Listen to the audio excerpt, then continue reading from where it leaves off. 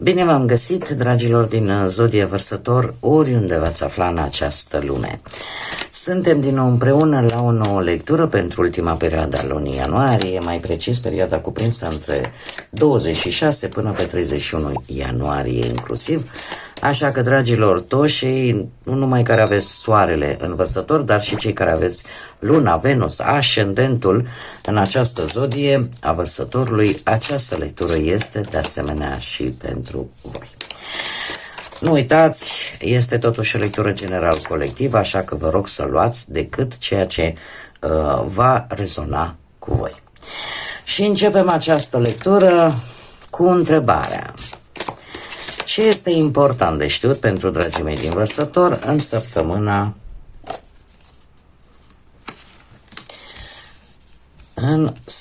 26-31 ianuarie? Se pare că de data aceasta cărțile vor să iasă singure.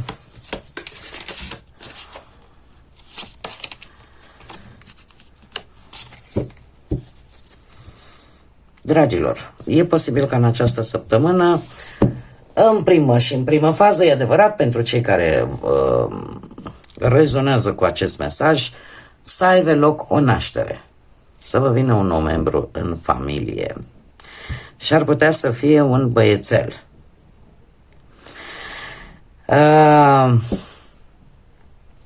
Pentru alții, deci asta în mod, să zicem, la toată lumea li se naște copii.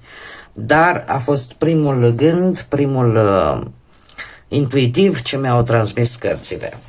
Dar mergem mai departe și trebuie să vă spun că pe parte, haideți să începem cu doamnele. E posibil ca ori soțul sau perechea voastră sau o energie masculină apropiată vouă să vă ofere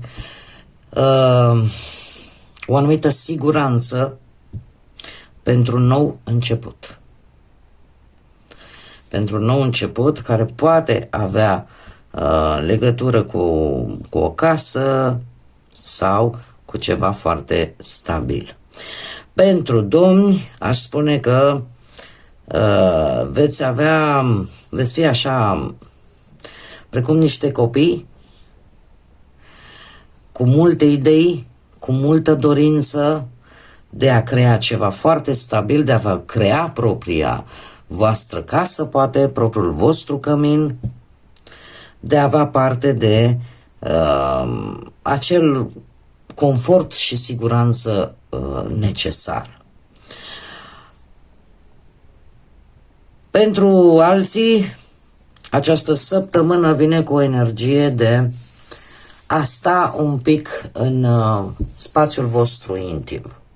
Nu știu, de a face lucruri, să vă jucați, nu știu, că e pe un joc de ăsta de PlayStation, să mai știu ce alte console, pur și simplu să stați, în special pentru domni. Dar în special pentru partea asta masculină, o perioadă în care vreți să stați voi acolo în căldura intimității voastre, în siguranța locului care vă oferă liniște, care vă oferă siguranță, stabilitate. Haideți să vedem acum și ce ne spune tarotul. Ce vine pentru dragii mei din Vărsător în săptămâna 26-31 ianuarie.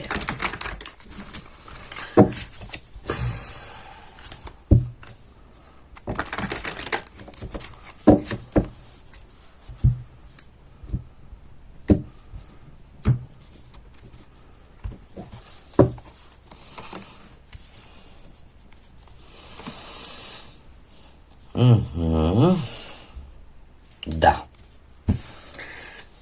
Da. Și aici, foarte asemănătoare,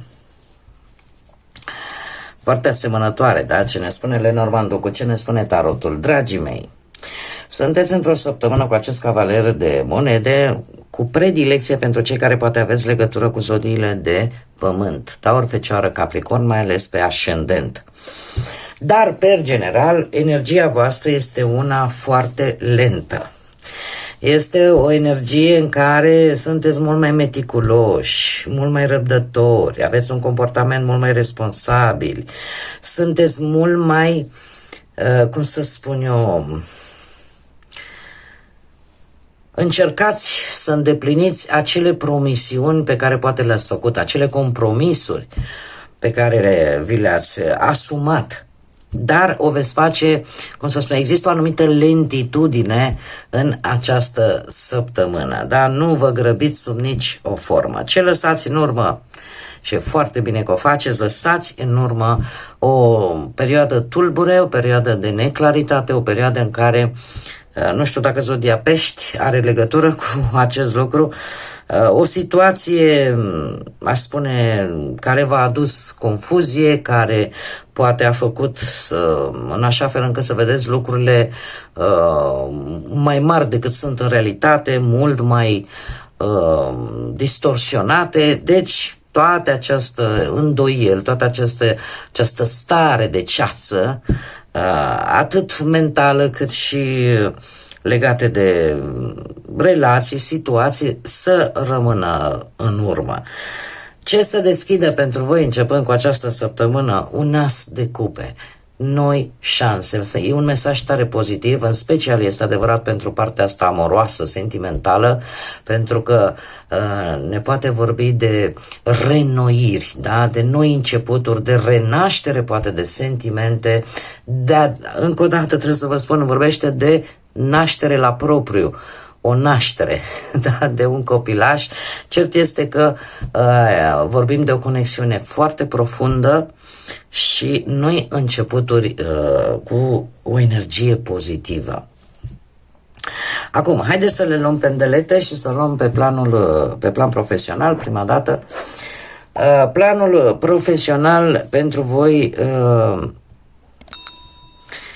este unul în care lăsați lucrurile să meargă în voia lor. Chiar dacă poate unii dintre voi, nu știu, dacă aveți în cap să schimbați jobul, nu este un moment tocmai propice să o faceți. Este adevărat, avem un as de cupe, dar este un as de cupe mult pe partea emoțional-sentimentală. Și din câte văd eu aici, voi v-ați gândit și v-ați răzgândit și i-ați tot dat o col așa la gândul ăsta de a renunța la un job sau a renunța, nu știu, de a face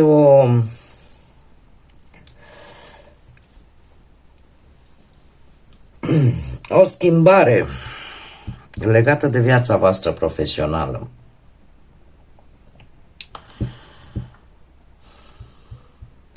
Totuși să știți că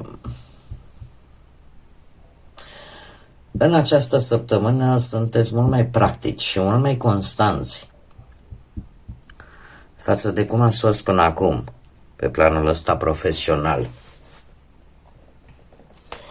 De ce? Pentru că poate v-ați confrunta cu situații care v-au adus așa confuzie. Nu ați văzut lucrurile foarte clar și chiar dacă persistă această idee de a schimba jobul, totuși luați-o pendelete și analizați lucrurile pendelete. Oricum, se vede clar că nu vă grăbiți și asta eu zic că este bine.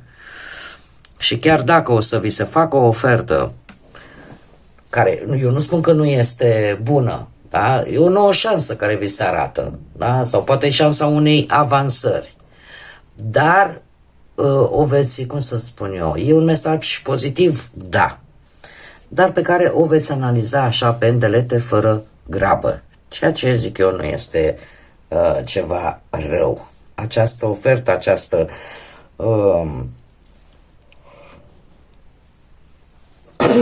această oportunitate nouă care vă vine pe plan profesional. Dacă vorbim de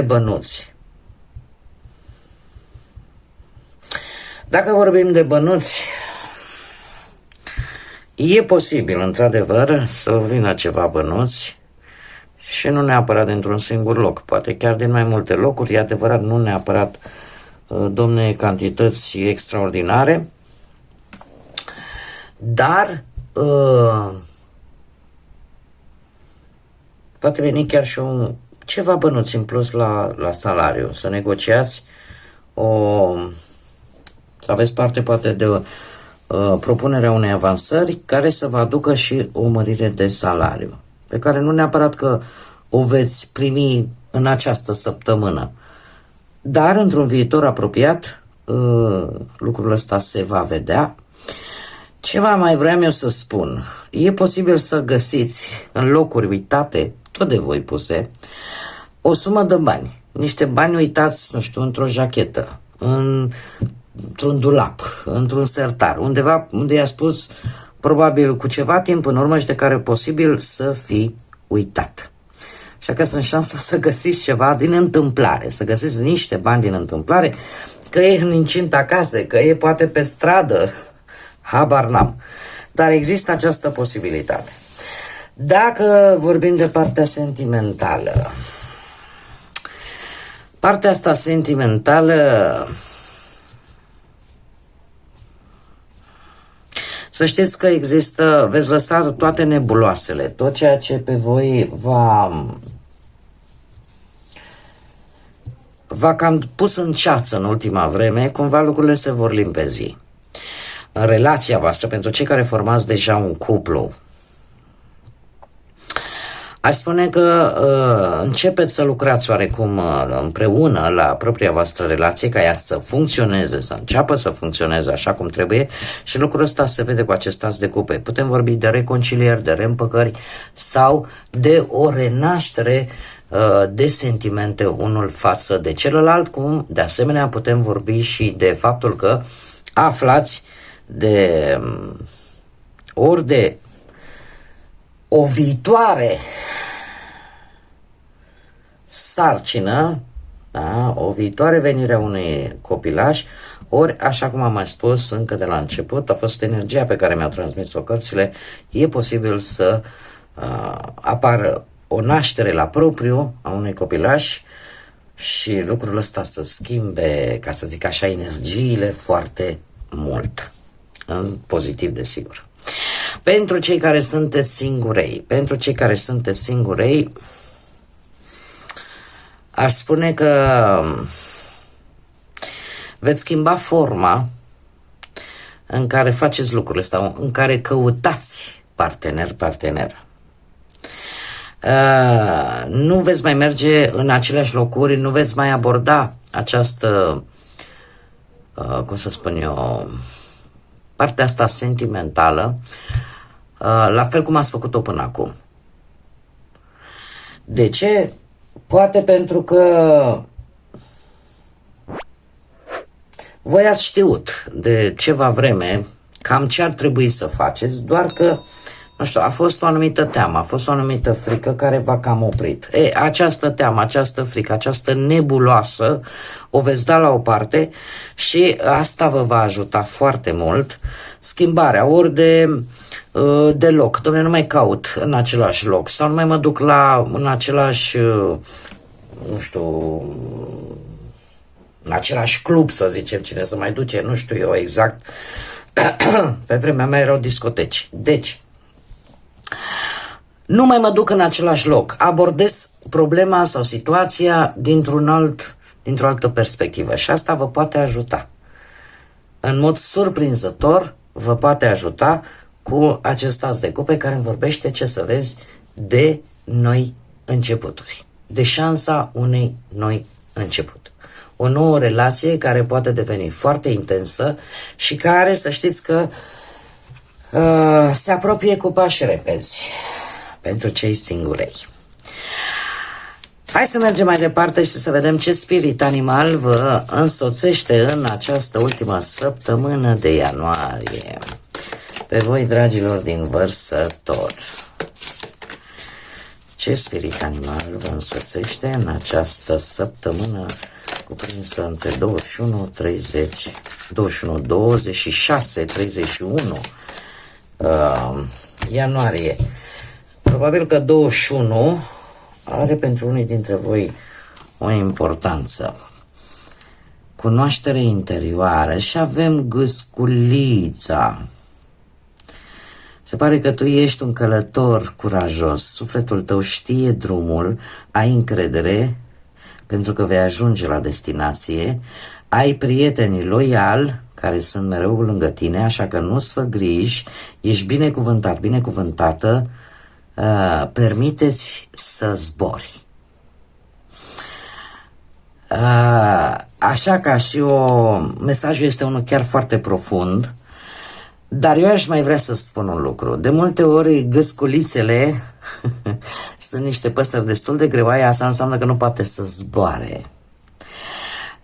Sunt pe cât de drag ne e să ne uităm la ele, au acel, cum să spun eu, o anumită agresivitate atunci când se simt atacate, dar trebuie să vă spun că sunt foarte organizate.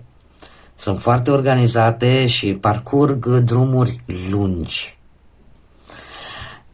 Cred că simbolismul acestui spirit, al acestei păsări care vă va însoți în această săptămână, este acela de bucură-te de călătorie, pentru că oricum, cum să spun eu, tu ești sigur că vei ajunge la destinație, tu ești sigură că vei reuși în ceea ce îți propui, dar bucură-te de călătoria în sine, de acei oameni care într-adevăr și-au dovedit loialitatea și care întotdeauna au fost acolo lângă tine. Permiteți, ție însăți, permiteți să zbori.